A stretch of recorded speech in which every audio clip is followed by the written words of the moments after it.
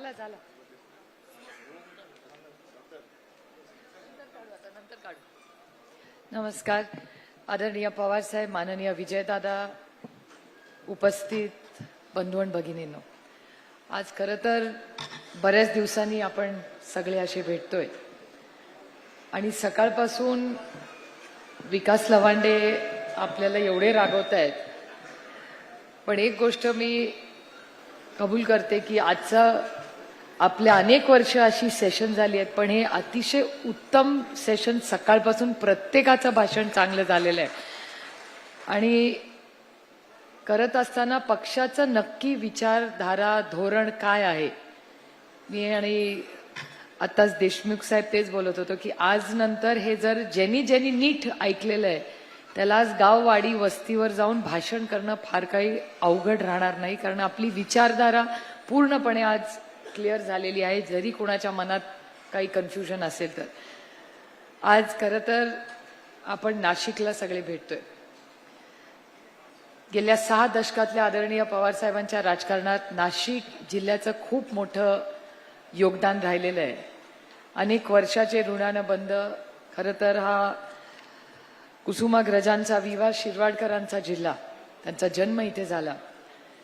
अनेक वर्ष डॉक्टर खैरे असतील, विनायकराव पाटील असतील, या सगळ्यांनी या भागाचं राजकारण, समाजकारण, शेतीचे प्रश्न राज्यात पातळीवर मांडत राहिले.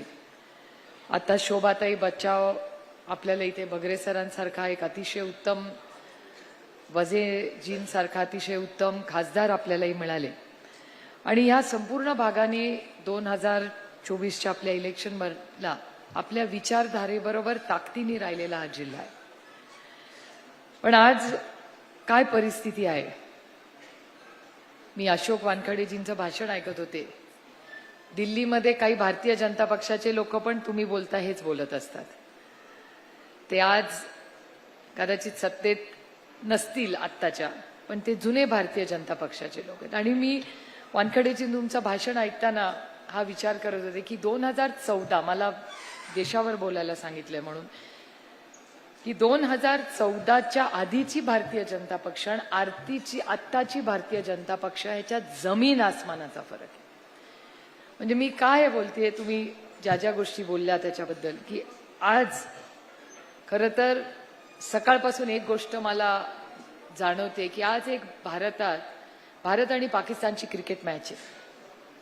आता ती खेळावी नाही खेळावी असे अनेक विचार लोकांचे आहेत, पण जर तुमच्यापैकी कोणी जर त्या 26 लोकांच्या घरी कधी गेला असेल ज्यांच्या कुटुंबावर हल्ला झाला पेहलगामला, त्यांचे अश्रूही अजून थांबलेले नाही आहेत. मी स्वतः जगदाळे कुटुंबांच्या घरी आणि कुणाल गालबोटे यांच्या घरी महिन्यातून एकदा दोनदा तरी जातेच त्या कुटुंबांना भेटायला. आजही त्यांच्या घरी मी गेले की त्यांची बायको मला सांगते की मी डोळे बंद केले की मला एकच चेहरा दिसतो, तो 20-22 वर्षाचा मुलगा ज्यांनी माझ्या नवऱ्याची हत्या केली. सुप्रिया, बाकी तुमचं काय चालू दे, पण मला न्याय कधी मिळणार याचं उत्तर ती महिला मला विचारते. आणि आज आपण इंडिया आणि पाकिस्तानची मॅच खेळणार आहोत. मला असं वाटतं ह्याच्यापेक्षा दुर्दैव नाही, कारण का मी ऑपरेशन सिंदूरवर जेव्हा गेले तेव्हा सातत्याने सत्तेमधले लोक काय बोलत होते, 3 गोष्टी ते बोलायचे आम्हाला, की रक्त आणि पाणी एकत्र वाहू शकत नाही, टेरर आणि टॉक्स म्हणजे दहशतवाद आणि चर्चा ही कधीच होऊ शकत नाही, आणि ट्रेड आणि टॉक्स म्हणजे कुठलाही व्यवसाय आणि चर्चा एकत्र होऊ शकत नाही. मी दुर्दैवाने आज खूप कॅमेरे आहेत म्हणून सांगणार नाही, पण एका खूप महत्वाच्या ब्रीफिंगच्या वेळेस मी एका नेत्याला विचारलं होतं की ठीक आहे आता झालं ते झालं, तुम्ही आमच्यावर खूप नाराज असता, पण का नाही एकदा पाकिस्तानची चर्चा करून बघावी का आपण, की आतंकवाद कुठेतरी थांबला पाहिजे. तर ते म्हणले चर्चा विसरून जा, चर्चा तर होणारच नाही जोपर्यंत आतंकवाद थांबत नाही आणि ऑपरेशन सिंदूर चालू आहे. आम्ही पाकिस्तानशी कधीही चर्चा करणार नाही, हे आमचं न्यू नॉर्मल आहे, ही ती व्यक्ती बोललेली आहे. एकीकडे तुम्ही चर्चेलाही तयार नाहीये, पण तुम्ही क्रिकेट मॅच करायला तयार आहात, हे दुर्दैव आहे. आणि आपण, मला असं वाटतं आज एक प्रस्ताव केला पाहिजे की ऑपरेशन सिंदूरला ज्या ताकदीने आपण सगळ्यांनी या देशाबरोबर, पहिला देश मग राज्य मग पक्ष आणि मग कुटुंब, ही जी आपली धोरणं आहे, हा पक्षाचा विचार आहे. ह्याच्यात आज जे आपण क्रिकेट खेळतोय त्याचा जाहीर निषेध मला असं वाटतं आजच्या मीटिंगमध्ये आपण सगळ्यांनी मिळून केला पाहिजे. आणि मी तरी ती मॅच बघणार नाही. आता प्रत्येकाने ठरवावं की आपण ती मॅच बघायची का नाही. पण एक है, मला म्हणजे मी तो डिबेट ऑपरेशन सिंदूर का आपने देखा होगा जब पार्लियामेंट में चल रहा था, हमारे तो सब सांसद थे ही. पण तेव्हा आम्ही विचार करत होतो, कारण का लोकांना असं वाटत होतं मी नुकती जाऊन आले होते ऑपरेशन सिंदूरला. ऑपरेशन सिंदूरच्या देशाच्या ट्रिपला मला अजूनही ते शब्द आठवतात, यही समय है, सही समय है. मी काल देवाभाऊंना खूप प्रेमाने विनंती केली आहे की सरसकट कर्जमाफी करायची वेळ कधी आहे, तर यही समय है, सही समय. म्हणजे त्यांची भाषणं चालू असताना असे काय काय ते लाईन्स वापरतात, पण ती जेव्हा कृती करायची वेळ होते हे दुर्दैव आहे, हे करत नाहीत. हा माझा तर वैयक्तिक त्यांच्याशी, म्हणजे माझे कदाचित आपल्याकडून गेलेल्यांचे जितके भारतीय जनता पक्षाशी संबंध नसतील तेवढे माझे आजही आहे. कारण का ही भारताची संस्कृती आहे, ही महाराष्ट्राची संस्कृती आहे. आपल्याला फक्त चव्हाण साहेबांचा फोटो लावायला लागत नाही, कारण का ते आपल्या कृतीमधून चव्हाण साहेबांचे आपल्याला जे संस्कार झाले ते दिसतात. चव्हाण साहेबांचा फोटो लावा किंवा नाही लावा, काही लोक लावतात, वागतात बरोबर विरोधात. असं महाराष्ट्राचं राजकारण झालंय, दुर्दैवी आहे. मी इथे भाषण सुरू करताना 2 विषयावर मला आवर्जून बोलायचं होतं. म्हणजे हा मला सांगितलं इंडिया अलायन्सवर बोला, पण मला एक गोष्ट सगळ्या संघटनेला सांगायची आहे की पक्षाचा जो मेंबर असेल त्याच्या मागे पक्ष ताकदीने उभं राहील. आणि मला एक गोष्ट सांगायची की तुमचा नवरा किंवा बायको काय करतात याचा पक्षाचा काहीही संबंध नाही. पक्ष ताकदीने तुमच्या बरोबर उभं राहील.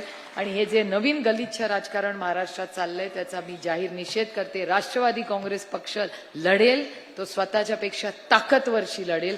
जो आपल्यापेक्षा वीक आहे त्याच्याशी लढण्यात काही पॉईंट नाही. त्यामुळे माझी सगळ्या प्रवक्त्यांना ही विनंती आहे की कुणाच्या कुटुंबात जायचं नाही. आपण कधी जातही नाही, पण ती खबरदारी घ्यावी. त्यांनी हल्ला केला म्हणून आपण हल्ला करायची गरज नाही. आणि माझी सगळ्या प्रवक्त्यांना विनंती आहे की त्यांनी पातळी सोडली तरी आपला पक्ष कधीही पातळी सोडून कुणावरही वैयक्तिक टीका करणार नाही. या काही गोष्टी आहेत ज्या आपण पाळल्या पाहिजे. त्याचबरोबर अनेक घटना झालेल्या आहेत. सोलापूरला एक जी घटना झाली, दुर्दैवी घटना झाली, त्याला मागे पिछे खूप गोष्टी आहेत. माझी विनंती आहे की त्याच्याबद्दल धैर्यशील दादा सविस्तर बोललेलेच आहेत, पण म्हणजे धैर्यशील दादांबद्दलही बऱ्याच काही उलट्या सुलट्या गोष्टी लोकांनीही केलेल्या आहेत. धैर्यशील दादा, मला तुम्हाला आवर्जून सांगायचं आहे की ते काय बोलतात ह्याच्याकडे आमचं अजिबात लक्ष नाही. पक्ष ताकदीने तुमच्या बरोबर आहे, कारण का तुम्ही चांगल्या कामासाठी लढताय. आणि ही लढाई फक्त सोलापूर सीमेत नाही, महाराष्ट्रात चुकीचं काम कोणीही करत असेल तर पक्षाने उतरलं पाहिजे. आता बस झालं. मगाशी तो युवक म्हणत होता की तुम्हाला कसं काय वाटत नाही, कुठे गेला तो कालपांडे, की तुम्हाला कसं काय वाटत नाही. हा प्रश्न मलाही अनेक वेळा पडतो. कारण का ज्या पद्धतीने आंदोलन, मी छोटंसं तुम्हाला उदाहरण देते की परवा एक टेस्ला गाडी विकली गेली. माझ्या काय मनातही आलं नाही, मी ती बघितली टेस्ला गाडी विकत घेतलेली. फेसबुकवर एवढं मोठं ट्रोलिंगची बातमी झाली, ही चॅनल्सनीच दाखवली की तुम्ही टेस्ला घेताय, आमचं काही म्हणणं नाही, आमच्या मुलांना एसटी फक्त तयार करावा, आमची मुलं फक्त एसटी मागतायत, तुम्हाला काय टेस्ला घ्यायच्या आहेत त्या घ्या. हा खरंच आपण इतके असंवेदनशील झालोय का. आणि माझी विनंती आहे सगळ्या युवकांना, आज मेहबूब आल्या नाही, त्यांच्या घरी काहीतरी कार्यक्रम आहे म्हणून मी मेहबूबला फोन करून ती बातमी पाठवली की आज दर आठवड्याला राष्ट्रवादी काँग्रेसचे युवक, विद्यार्थी आणि या सगळ्यांनी हे प्रश्न मांडले पाहिजेत. विरोधक म्हणून ह्याच्या आपण विरोधात आहोत, ही आपली नैतिक जबाबदारी आहे. उगीच तू मेमे करत बसू नका. आपण जे महत्वाचे प्रश्न आज राज्यासमोर आहेत ते कोणीतरी मांडले पाहिजेत. लोक अपेक्षेने आपल्याकडे बघतात आणि ही अपेक्षा मला असं वाटतं आम्ही पार्लमेंटमध्ये अतिशय ताकदी, म्हणजे आज इथे निलेश लंके आहेत, भगरे सर आहेत, सगळ्यात पुढे आंदोलन करायला कोण उत्सुक असतं तर निलेश लंके असतात. ते मला आदल्या दिवशी रात्रीपासून त्रास देतात. ऍक्च्युली मी शब्द वापरते, त्रास देतात. ते येतात, उद्या कधी वाजता आंदोलन, अहो म्हटलं अहो काँग्रेसचं उद्या नाही आपण त्यांचं 10:15 आहे ना, आपण आपलं 10:30 करू. म्हटलं मग काय करायचं. मग ते बाप्पा येतात. मग आज काय कांद्याचे हार घालायचे, त्या दिवशी तर काही दुधाची किटली कुठून तरी आणली ते घेऊन, कारण का त्यांचं म्हणणं असतं की काँग्रेस करू दे, चांगली गोष्ट आहे, पण राष्ट्रवादी काँग्रेसचे 8 खासदारांनी रोज सकाळी महाराष्ट्रातले आणि देशाचे प्रश्न हे संसदेत 10:30ला एक आंदोलन केलं पाहिजे आणि सगळ्यात पुढे निलेश लंके असतात आणि आम्ही सगळे त्यांना साथ देतो, ते करतात. कशासाठी पाठवलंय आम्हाला दिल्लीला? तुम्ही ह्याच्यासाठीच ना. त्यामुळे तुमच्याकडून माझ्या अपेक्षा आहे की दरवेळी जितेंद्र आव्हाड म्हणतात ती गोष्ट खरी आहे की प्रत्येकाला कशाला दिल्ली म्हणजे वरून आलं पाहिजे. मगाशी रोहिणीताई तुम्ही पण म्हणला की वरून आलं पाहिजे आंदोलन करायला. तुम्हाला असं कधीच तुम्ही आपण पॉलिटिकल वर्कर्स आहोत. आणि जितेंद्र आव्हाडांचं नेहमीचं म्हणणं आहे की साहेब रागवले का? मगाशी साहेबांनी त्यांना बोलवलं, ते म्हणले माझं काय भाषण चुकलं का, बोलवलं मला वाटलं. पण हा पक्ष असा दमदाटीवाला नाहीये. हा पक्ष एककलमी चालत नाही. प्रत्येकाच्या विचाराला, मला अजून ते दिवस आठवतात, आपण सगळे एक असताना काही 3-4 ठरलेले लोक असायचे जे नेहमी पक्षाचं काहीतरी वेगळं बोलायचे आणि मग बाकीचे आपले त्या बाजूचे नेते म्हणायचे ह्यांना बोलायला देऊ नका. साहेब म्हणायचे नाही, तो बोलणार, तो काहीतरी उलटं बोलायचा, त्याच्यात तुम्ही एक, आणि ते सांगलीचे होते बघा, ते आता नाही येतात, ते नेहमी काहीतरी उलटं बोलायचे. पण साहेब म्हणायचे हे बोललं पाहिजे, आपण कान ठेवले पाहिजेत उघडे, वन वे नाही. बरेच पक्ष वन वे चालतात, आपला 2 वे चालतो पक्ष. त्यामुळे ह्या गोष्टीची जाणीव आपण सगळ्यांनी ठेवली पाहिजे.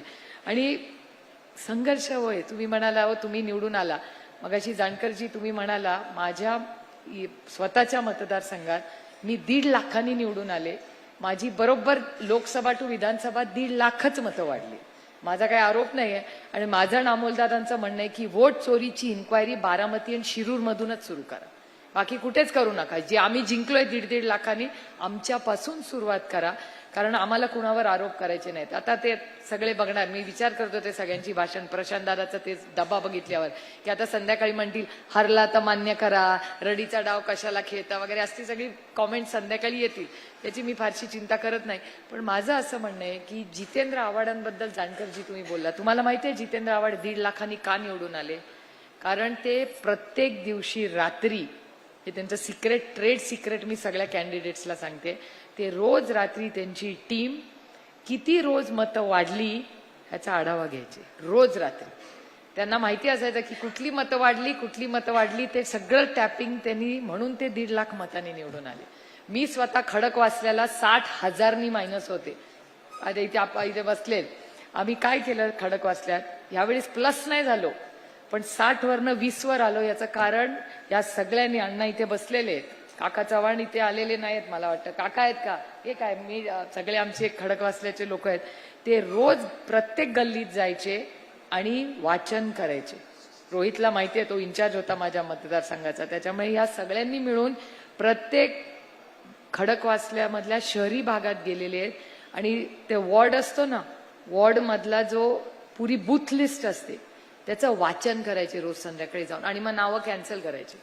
आता तेव्हा आमच्या काही लक्षात नाही आलं की हे वोट चोरी आहे वगैरे, आम्ही आपलं म्हणायचं हे नाव तिथे टाकलं.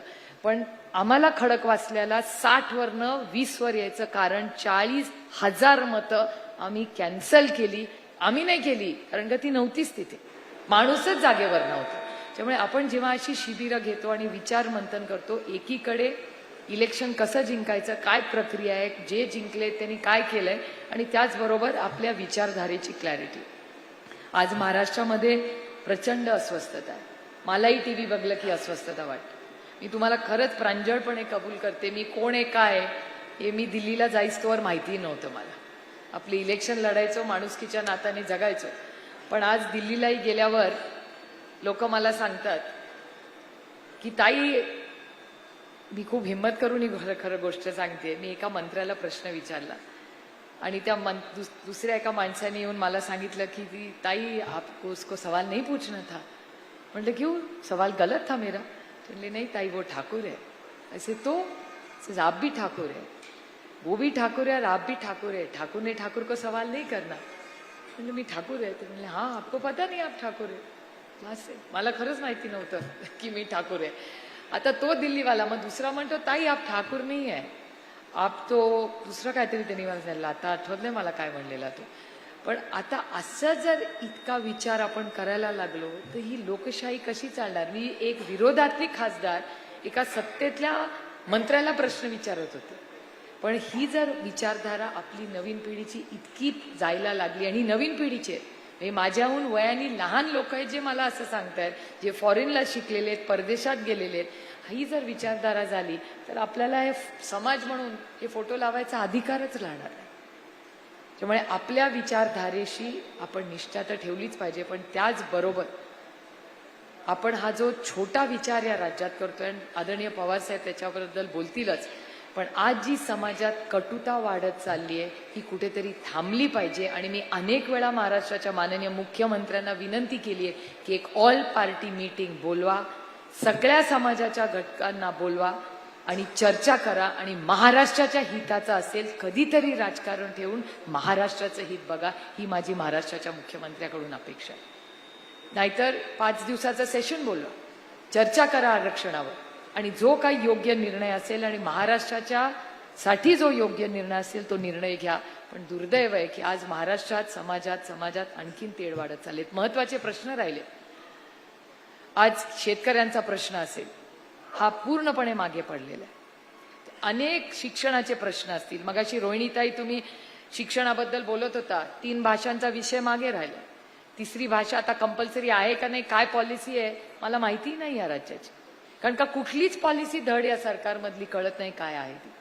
आणि जितेंद्र तुम्ही म्हणलं ही गोष्ट खरी आहे, म्हणजे मी क्वाईट अकॅडमिक आहे तरी मी कन्फ्युज आहे. मी मान्य करते की आरक्षण नक्की कुणाला किती मिळालंय हे मला तरी समजलं नाही. माझ्यापेक्षा कुणाला समजलं असेल तर प्लीज मला समजून सांगा, कारण का मला समजून घ्यायचा हा विषय की नक्की त्या गॅजेटमधून कुणाला मिळाले मत, कुणाला आरक्षण मिळणार आहे, कुणाला सर्टिफिकेट मिळणार आहे का नाही मिळणार आहे, नुकसान झालंय का नाही झालंय कुणाला माहितीये का? तुम्ही सगळे मोठ्या संख्येने इथे बसलेले आहात. कुणाला हात वर करून छाती ठोकून सांगू शकता की हो मला कळलाय हा प्रश्न, सर्टिफिकेट मिळणार आहे नाही मिळणार आहे? राजेश भैया बसलेत, माझ्यापेक्षा जास्त अकॅडमिक ते आहेत. तुम्हाला कळलंय नक्की? राजेश भैया पण म्हणतात माहिती नाही. मला ते गॅजेट माहितीये, पण ते इतकं कन्फ्युजिंग. आणि त्यानंतर अजून त्याच्यात तुम्ही म्हणलं तसं की आता बंजारा समाजाची एक वेगळी मागणी, आता त्याचं काय करणार? त्याच्यात लिहिले पण अंमलबजावणी कधी होणार? त्याच्यामुळे नक्की या राज्यात काय चाललंय हे मला तरी माहिती नाही. त्याच्यामुळे हा एक प्रश्न आपल्याला सगळ्यांना केला लागेल, आणि पवारसाहेब नक्की त्याच्यावर सविस्तर बोलतील. जयंतराव तुम्ही अनेक वर्ष सत्तेत राहिलाय, तुम्हाला जर समजलं असेल तर तुमचं भाषण माझ्या नंतर आहे. तुम्ही प्लीज ह्याच्यावर आम्हाला मार्गदर्शन करावं, आणि पक्षाने सांगितलं पाहिजे की नक्की या राज्यात चाललंय तरी काय. हे चालू असताना टॅरिफचा एक महत्वाचा विषय मला तुम्हाला सांगायचा आहे की आज तुम्ही सगळे म्हणाल की टॅरिफचा आणि माझा काय संबंध? तुमच्या प्रत्येकाचा टॅरिफशी संबंध आहे. अमेरिकेने जर सॉफ्टवेअरवर ऑब्जेक्शन घेतलं तर हिंजवडी बंद होईलच, पण त्याच्याबरोबर संपूर्ण बँगलोर, हैदराबाद, पुणे सॉफ्टवेअर आणि ज्या सॉफ्टवेअर नाशिकमध्ये येत त्याही अडचणीत येऊ शकतात. त्यामुळे टॅरिफचे विषय आणि सगळीकडे आपल्या बरोबर शेजारी बघा, नेपाळ, बांगलादेश, श्रीलंका, पाकिस्तान सगळीकडे अराजकता चालू. त्याचा इम्पॅक्ट आपल्यावर होईल का नाही माहिती नाही. परत आपण बोललं तर आम्हाला देशद्रोही म्हणणार. म्हणजे तुम्ही पाकिस्तान बरोबर क्रिकेट खेळला तर तुम्ही देशप्रेमी, आम्ही वास्तव बोलले तर आम्ही देशद्रोही.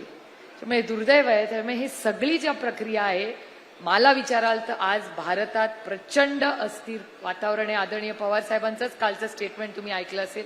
पवार साहेब काल असं म्हणाले की महाराष्ट्रात प्रचंड अस्थिरता आहे, कितीही किंमत मोजावी लागली तरी चालेल, पण त्याच्यासाठी आपण सगळ्यांनी ताकदीने त्याच्यात लक्ष घातलं पाहिजे. मला वाटतं ती वेळ आलेली आहे. आपण एक पक्ष म्हणून फक्त इलेक्शन जिंकणं, आणि मी तुम्हाला एक सांगते, सत्तेत बसणं म्हणजे ब्रिज बांधणं, धरणं बांधणं आणि रस्ते करणं नाही. जर त्याच रस्त्यांवरनं आणि त्याच मेट्रोमधून आणि त्याच ब्रिजमध्ये आपण आंदोलन करून एकामेकाची डोकं फोडणार असेल तर आम्हाला असला विकास नकोय. मला तरी तो नक्कीच नकोय.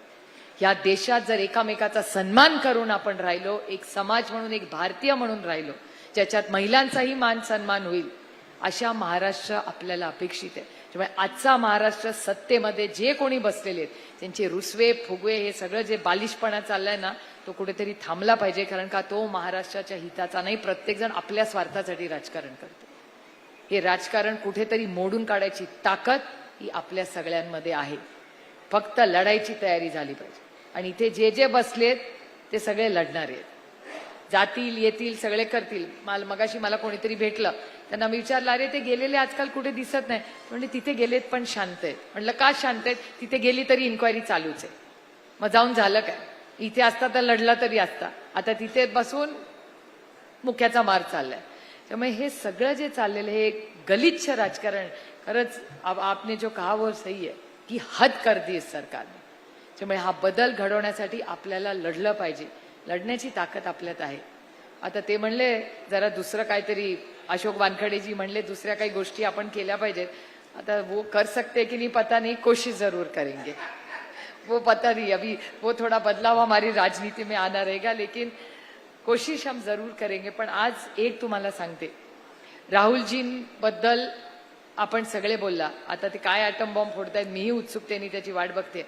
पण एक तुम्हाला जबाबदारीने सांगते की राहुलजींबद्दल हजाराने लाईक्स असायचे, आज करोडोनी लोक लाईक करतायत. कारण का लोकांना पटतंय ते की कोणीतरी या राज्यात या देशात लढतंय आणि लोकांची अपेक्षा आहे की आपण सगळ्यांनी लढावं आणि सत्य बोलावं.